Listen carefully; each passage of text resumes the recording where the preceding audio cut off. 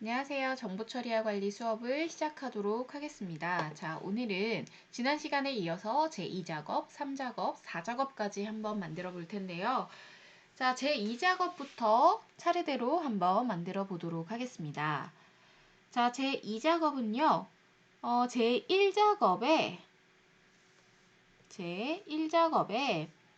B4부터 H12 영역까지만 복사해서 B2셀부터 붙여 넣은 후에 목표값 찾기와 고급 필터를 한번 적용을 해보도록 하겠습니다. 자, 우선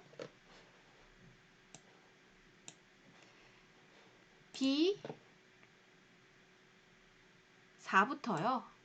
H12까지 요만큼만 요 함수를 다 제외한 부분이죠. 이렇게 기존에 있던 데이터 부분만 전체적으로 드래그 하시고 컨트롤 C 제2작업에 반드시 B2에다가 붙여넣기 해주시면 되겠습니다.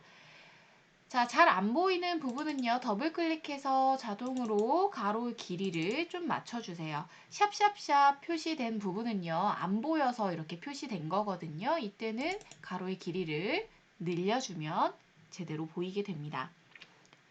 자, 먼저 목표값 찾기부터 한번 해볼게요. 자, 목표값 찾기 조건 보시면요. B11부터 G11셀을 병합을 할 겁니다.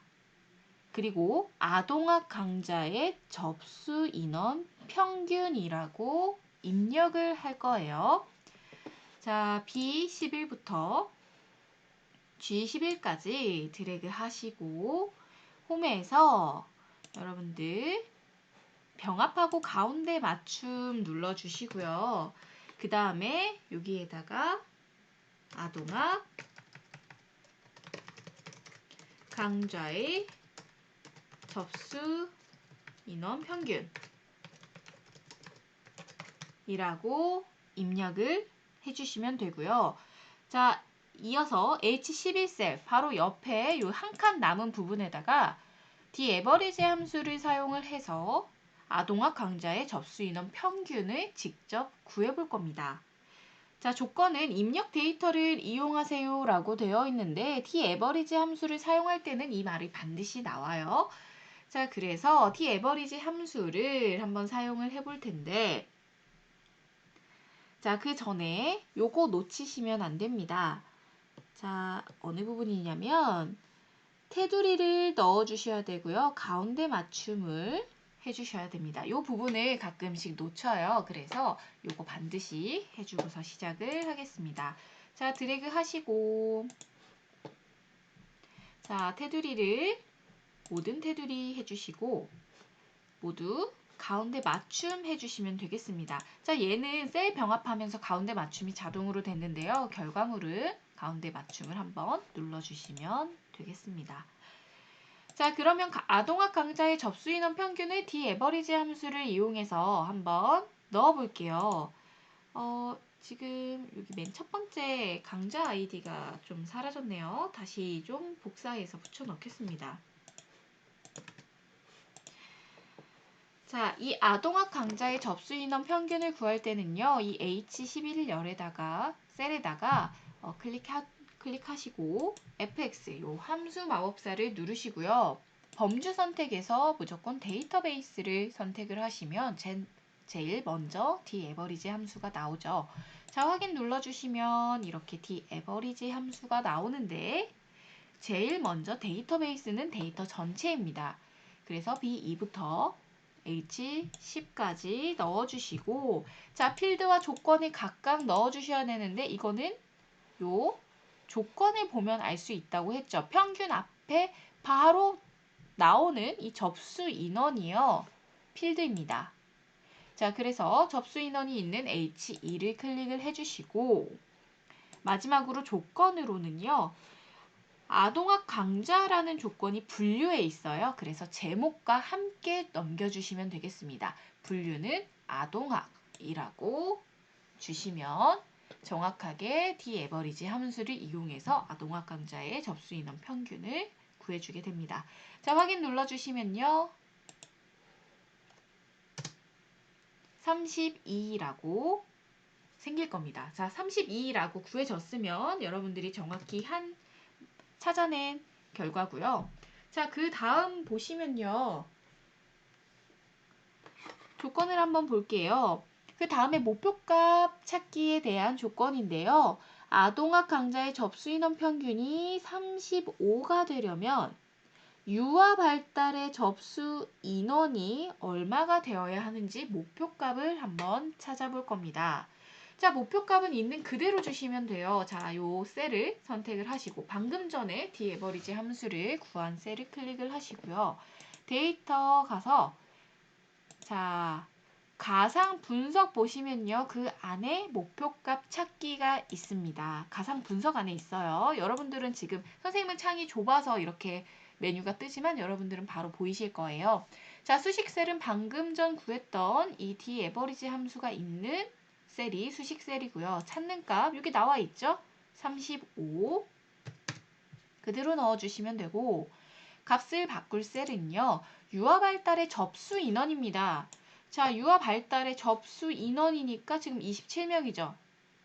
이 데이터가 있는 셀을 클릭을 해주시면 돼요. H3에 있습니다.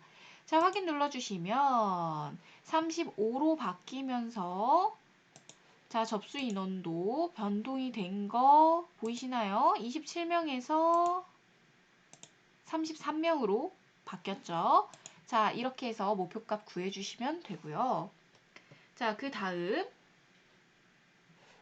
고급 필터를 이용해서 강좌 아이디가 A로 시작을 하거나 수강료가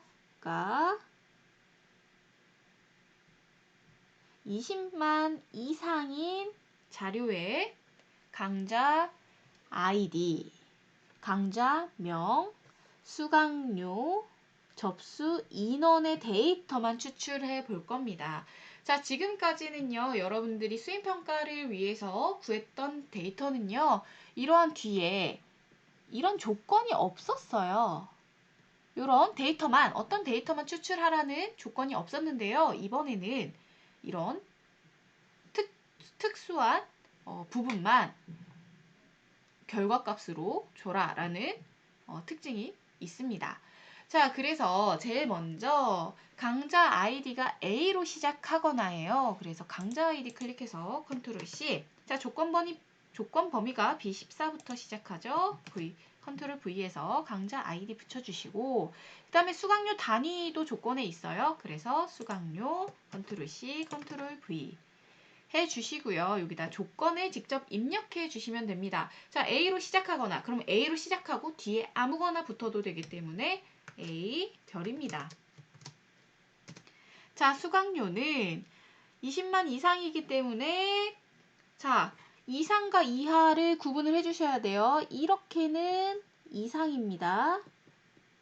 그 다음에 이렇게는 이하예요. 요 두 가지 조건을 잘 구분을 해주셔서 입력을 해주시면 되겠습니다. 이상이기 때문에 크거나 같다. 20만. 자, 요거 잘 보고서 넣으세요. 여러분들 이거 하나라도 틀리면 결과값이 아주 다르게 나옵니다. 자, 그리고요. 특정한 조건에 따라서 데이터만 추출할 거예요. 자, 이 경우에는요. 얘네만 복사해서 이 복사 위치에다가 붙여주시면 됩니다. 필요한 4가지가요. 자, 요거 한번 깨끗하게 지우고서 좀 볼게요. 자, 조건이 총 4가지가 있는데 1번이 강좌 아이디, 2번이 강좌명, 3번이 수강료, 그 다음에 4번이 접수 인원입니다. 보통 4가지가 나오는데 가끔 5가지도 나오는 경우가 있습니다. 최근에 한번 그렇게 출제된 걸로 알고는 있어요. 근데 보통은 4개가 출제가 됩니다. 자, 별로 어렵지 않아요. 자, 강좌 아이디, 제일 먼저 필요한 강좌 아이디 컨트롤 C. 자, 복사 위치 B18이죠. 여기까지. 자, 여기다가 컨트롤 V 합니다. 자, 컨트롤 C 해서 여기 18번에다가 컨트롤 V. 그 다음에 두 번째 필요한 게 강좌명입니다. 컨트롤 C, 컨트롤 V. 그 다음에 세 번째가 수강료. 컨트롤 C, 컨트롤 V. 그 다음에 마지막으로 접수 인원이죠. 컨트롤 C, 컨트롤 V. 해주시고 나서 고급 필터를 사용을 해주시면 돼요. 자, 먼저 결과값을 보기 전에 이 결과값이 맞는지 한번 미리 예측을 좀 해볼게요. 자, 강좌 아이디가 A로 시작하거나네요. 아, 요거 조건을 하나 좀 잘못 봤어요. 자, 하거나예요. 이면서면 양 옆에 나란히 써주지만 하거나는 겹치지 않게 써주셔야 됩니다. 자, 그래서 수강료를 밑으로 내릴게요. 자, 얘는 지워주시고.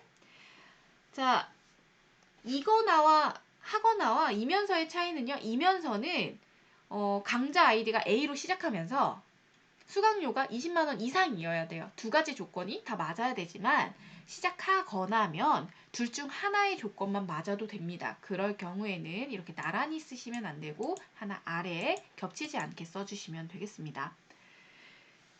자, 한번 결과를 예측을 해볼게요. A로 시작하거나 우리 색깔 좀 입혀볼게요.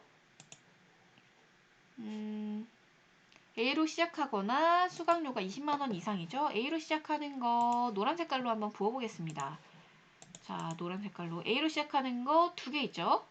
그리고 수강료가 20만 원 이상인 거는 하나밖에 없네요.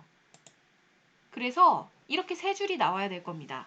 자, 지금 20만 원이면서 A진 않죠. A로 시작하진 않죠. 그리고 A로 시작하지만 20만 원을 넘진 않습니다. 이렇게 세 줄이 결과값으로 나와야 된다고 보시면 되겠습니다. 자, 한번 조건대로 만들어 볼게요. 자, B2에다가 클릭을 하시고 데이터 가셔서 우리 고급 눌러주시면요. 목록 범위가 좀 자동으로 잡힙니다. 근데 H11까지는 아니고요. 원래는 H10까지입니다. 요거 밑에 목표값 구한 거는 제외하고예요.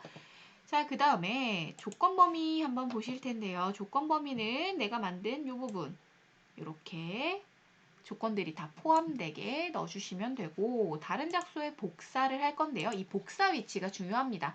원래 기존대로라면 B18번을 주면은 여기에 전체적으로 데이터가 다 들어가게끔 되어 있었는데요. 지금은 이렇게 네 가지의 필드에 관한 값만 들어가야 되기 때문에 이렇게 지금 복사를 해놨죠. 요거를 복사 위치를 얘네 4개를 드래그 해주시면 돼요. 자, 이렇게 드래그 해주시고 확인 눌러주시면 지금 이렇게 들어간 거 보이시나요? 자, 노란색 부분이 다 들어갔죠. 정확하게 결과값이 나온 것을 확인하실 수가 있습니다. 자, 여러분들이 시험을 보실 때는요. 어느 정도 결과값을 예측하는 것도 중요해요. 그래야 내가 풀어본 문제가 맞는지 안 맞는지도 정확히 알 수가 있습니다. 자, 그 다음으로는요. 제3작업 한번 해볼게요. 자, 제3작업 내용을 한번 좀 볼게요. 자, 목표값과 고급 필터가 나오는 경우에는요. 제3작업에는 정렬 및 부분합이 나옵니다.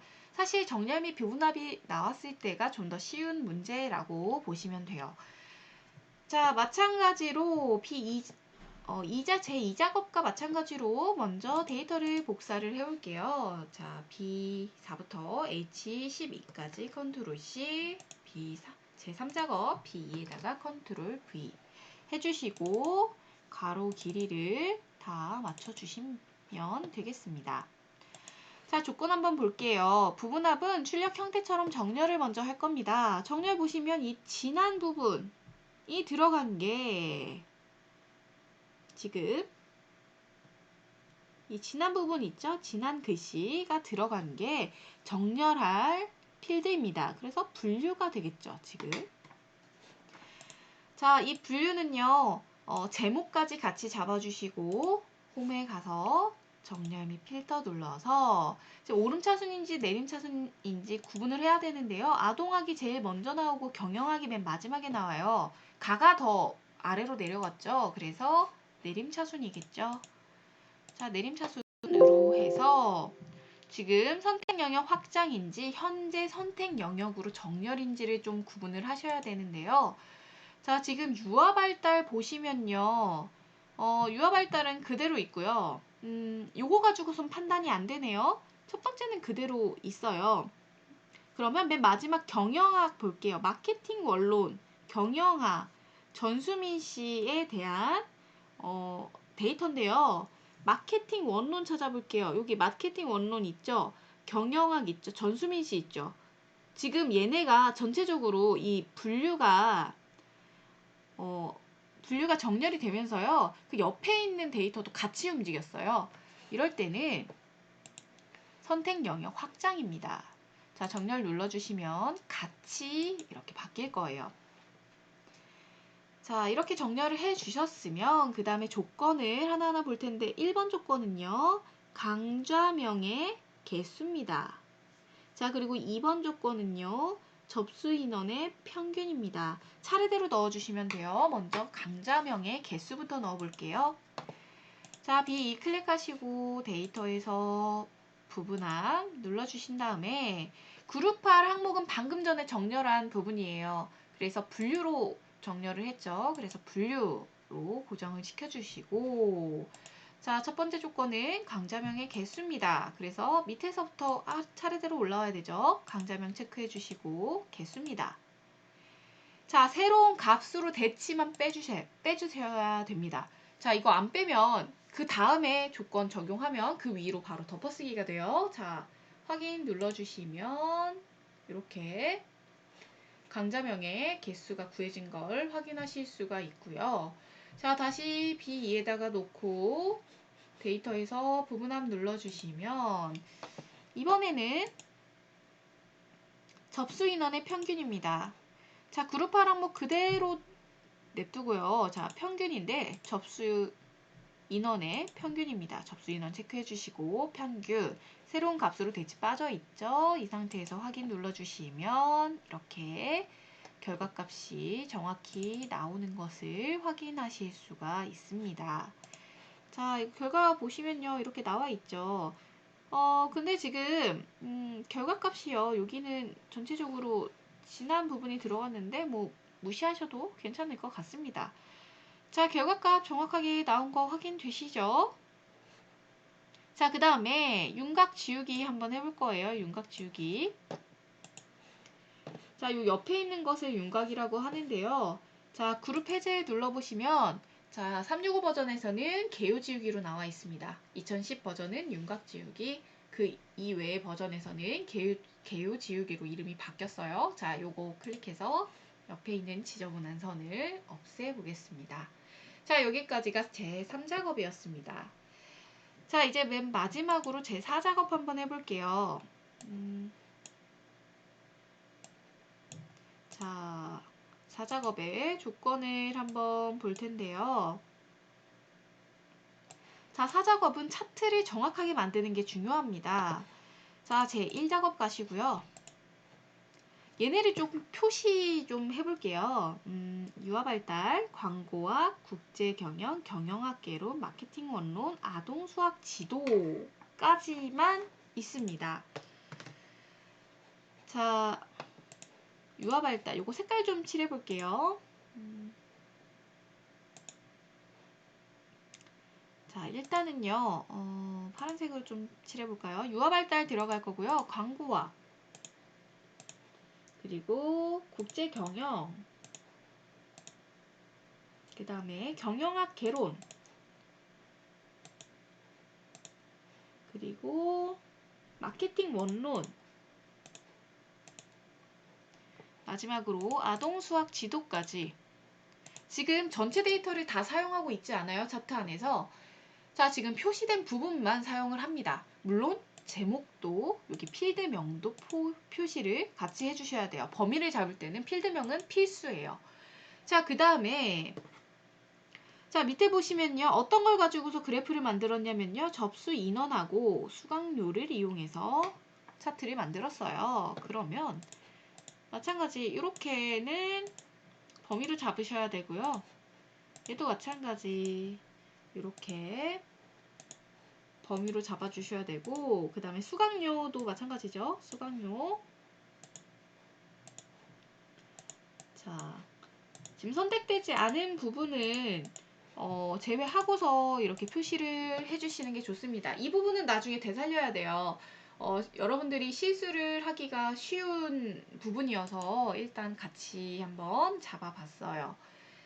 자, 요거부터 한번 해보겠습니다. 우리 강좌명 드래그 하고 드래그를 먼저 해주시고 컨트롤 누르고 드래그 클릭 드래그 드래그 클릭 드래그 드래그 클릭입니다.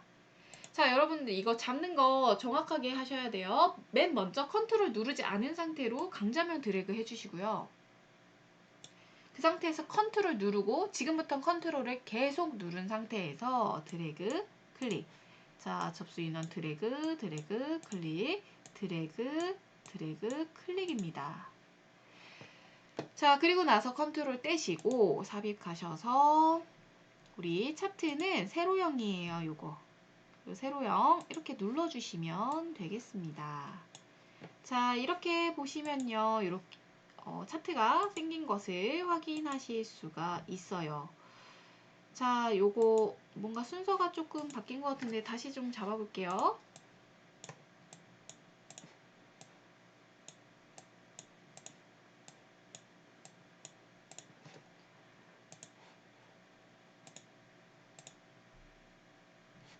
자, 어떻게 하나 뭐 수강료가 앞에 나오네요. 이거는 이제 여러 가지 조건을 적용시키면서 한번 변형되는 모습을 좀 확인을 하겠습니다. 자, 이렇게 차트가 만들어졌으면요. 자, 차트 이동을 한번 눌러주세요. 이거 차트 선택하고 위에 상단에 보시면 지금 차트 디자인이라는 탭이 선택이 되어 있고요. 차트 이동 눌러주시면 새 시트를 체크해 주시고 여기다 제4작업입니다.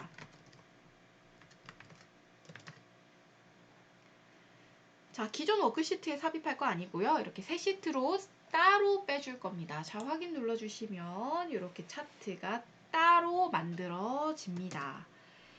자, 이 상태에서 우리 조건 보면서 한번 만들어 볼 거예요.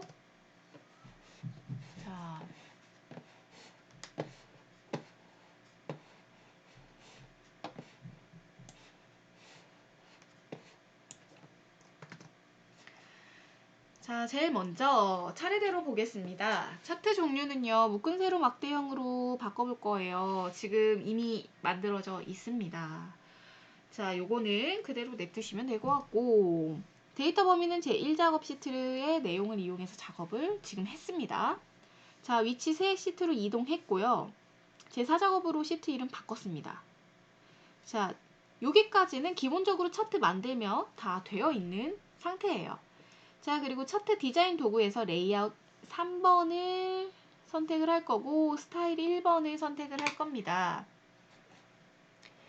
자, 차트 디자인 도구에서 레이아웃 3번 빠른 레이아웃 눌러보시면 지금 요거 레이아웃 3번 있죠? 요 레이아웃 3번이고 그 다음에 스타일에서 스타일 1번입니다. 자, 스타일은 얘 그대로네요. 스타일 1번. 이게 버전별로 조금씩 다르니까 그거는 어느 정도 감안하고 보셔야 돼요. 자, 그 다음에 영역 서식은 차트는 글꼴을 굴림의 11포인트로 바꿔볼 거예요. 자, 차트 선택되어 있는 상태에서 홈에서 글꼴을 굴림으로 바꾸고 엔터. 그 다음에 11포인트죠. 11포인트로 하나 늘려주시고 자, 그 다음에 채우기 효과를 질감을 파랑 박엽지로 넣어줄 겁니다. 이 상태에서 서식 가셔서요. 도형 채우기를 질감 보통 두 가지 나와요. 파랑 박엽지 아니면 분홍 박엽지입니다.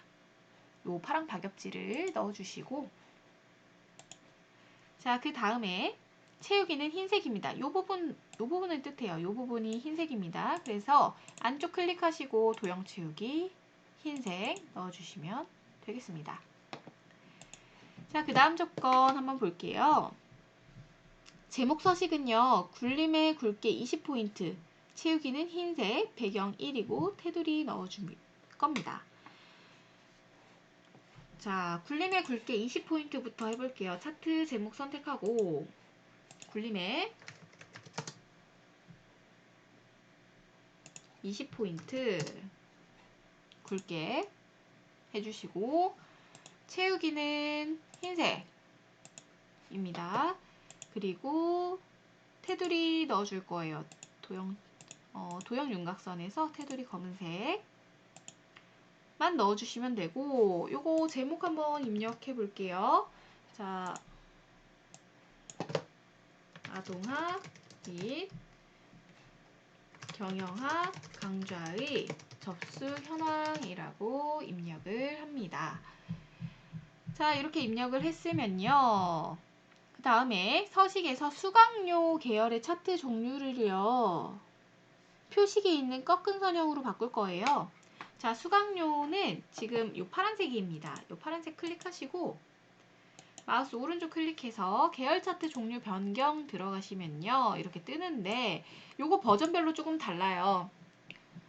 그래도 뭐 어렵진 않으니까 여러분들 잘 찾아서 하시면 되고, 자, 지금 수강료를 꺾은 선, 표식에 있는 꺾은 선형으로 바꿔주시면 됩니다. 그리고 얘는 보조축으로 지정을 할 거예요. 이게 이 부분만 조금 다르다고 생각하시면 돼요. 이거는 나중에 학교에서 실습을 통해서 한번 만들어 볼 겁니다. 자, 확인 눌러주시면 이렇게 바뀌는 거 확인 가능할 겁니다. 자, 그 다음에 계열은요. 출력 형태를 참조를 해서 표식, 삼각형, 크기 10과 레이블 값을 표시를 하래요. 요거를 뜻하는 것 같아요. 자, 뭐 요런 케이스도 나왔네요. 자, 일단은 얘를 삼각형으로 바꿀 거고, 크기 10으로. 레이블 값은 지금 37명은요, 얘예요. 요 값이기 때문에 한 번 선택하고 한 번 더 클릭해서 마우스 오른쪽 클릭, 데이터 레이블 추가 해주시면 되겠고, 자, 요거 한번 보겠습니다. 지금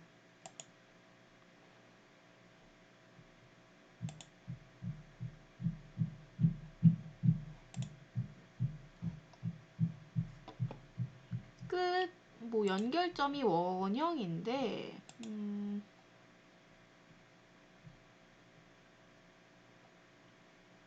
끝 모양 사각형. 잠시만요.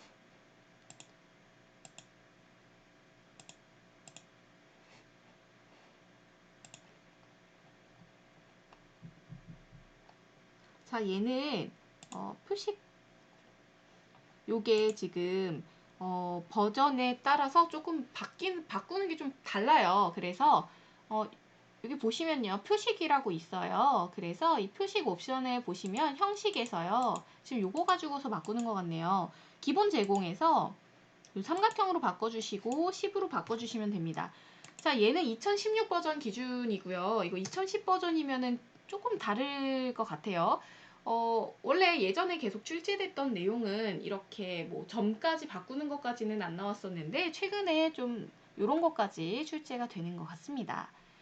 자, 이 365 버전에서는 이 데이터 계열 서식에서 여기 채우기 눌러서 표식 안에 있다는 것만 좀 잘 알아두시면 되겠습니다. 자, 그 다음에 자, 눈금선은 선 스타일을 파선으로 바꿔줄 거예요. 이 눈금선 하나 클릭하시고 마우스 오른쪽 클릭, 눈금선 서식 들어가셔서 자, 대시 종류를 파선, 네 번째 있습니다. 파선으로 바꿔주시면 되겠습니다. 자, 조건 나오는 형식이 조금 달라요. 그래서 여러분들이 헷갈리실 수가 있습니다. 요거는.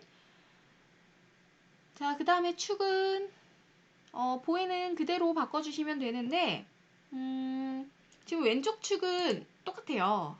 근데 오른쪽 축은 조금 다르네요. 오른쪽 축 선택해서 축서식 들어가시고요. 자, 최소값은 그대로 냅두시면 되고 최대값이 28만이에요. 그리고 단위는요. 지금 몇씩 커지냐면 지금 요렇게 7만 커졌죠. 또 7만이에요. 요거 잘 파악하셔서 기본 단위를 7만으로 바꿔주셔야 되겠습니다. 자, 보조 단위는 따로 안 바꾸셔도 돼요. 표시 안 할 거니까. 자, 요렇게 표시를 해주시면 되겠고, 자, 법례명 변경해 볼 텐데요. 법례명은요, 이렇게 그 수강료 단위원이 원래 이 밑에 있는데 이렇게 올라오게 바꿔볼 거예요. 자, 이거 왜 그러냐면은 제 1작업 보시면요. 여기서 우리가 강제로 엔터 쳤잖아요. 그래서 이게 그대로 보이기 때문에 이렇게 두 줄로 되어 있는데 이걸 한 줄로 만드는 방법은 굉장히 쉽습니다. 선택하시고 마우스 오른쪽 클릭, 데이터 선택 들어가시면요. 이 수강료 단위원을 선택하시고요. 편집 눌러주세요. 그러면 지금 여기랑 연결이 되어 있는데 이 연결을 끊어주시고 수강료 단위원입니다. 자, 확인 눌러주시면 이렇게 바뀌어요. 자, 이 외에는 건드리실 필요가 없습니다. 자, 그 다음에 도형은 모서리가 둥근 사각형 설명선을 넣고서 출력 형태와 같이 내용을 입력할 겁니다. 요거 말합니다. 요거. 자, 삽입 가셔서 우리 일러스트레이션 안에 도형이 있습니다. 자, 설명선 쭉 내려보시면 있고요. 요거 지금 모서리가 둥근 사각형 요거 선택하시고 여기 대략적으로 맞는 위치에다가 놓으시고요. 자, 이 원래는 2010 버전에서는 이 부분이 다이아몬드형으로 나와요. 근데 지금 동그라미로 되어 있네요. 요거 동그라미 당겨서 이렇게 37을 가리키도록 해놓고 최대 접수. 자, 얘는 모양 똑같이 만들어줘야 되기 때문에 글씨는 검정색, 그리고 지금 채우기는 없음 하시면 되겠습니다. 자, 그리고 가운데 정렬해 볼게요. 정렬은 지금 맞춤이 켜졌네요. 정렬은 이렇게 가운데 정렬 눌러주시면 되겠습니다. 자, 이렇게 하면 도형까지 들어갔고요. 나머지 사항은 출력 형태에 맞춰서 작성하라고 되어 있는데 뭐 그 외에는 딱히 뭐 바뀐 게 없는 것 같습니다. 자, 여기 밑에 보시면 요거 빼먹으시면 안 돼요. 주의! 시트명의 순서가 차례대로 제1작업, 제2작업, 제3작업, 제4작업이 되도록 만들라고 되어 있어요. 자, 근데 지금 보시면 우리 4작업 만들었을 때 제일 앞에 생겨요. 그래서 이 제4작업을 맨 뒤로 끌어다가 놓습니다. 이렇게 해서 제1작업, 2작업, 3작업, 4작업까지 있으면 되고요. 여러분들이 만약에 ITQ 시험을 응시하신다면 요거 표시했던 부분은 다시 되돌리셔야 돼요. 반드시. 요거는 보기 쉬우라고 실수하지 말라고 여러분들 이렇게 표시를 해준 건데요.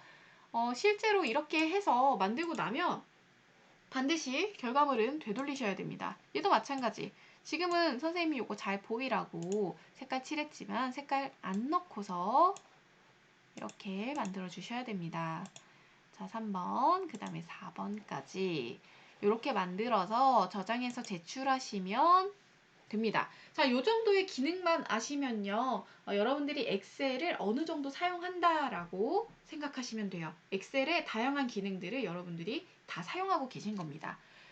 자, 오늘 수업은 여기까지고요. 다음 시간에는 여러분들 진도 그 시험 범위 내에서 좀 빠뜨린 부분이 한두 가지가 있어요. 그래서 그 부분을 수업을 진행을 하겠습니다. 자, 모두 수고 많으셨고 다음 시간에 뵙겠습니다.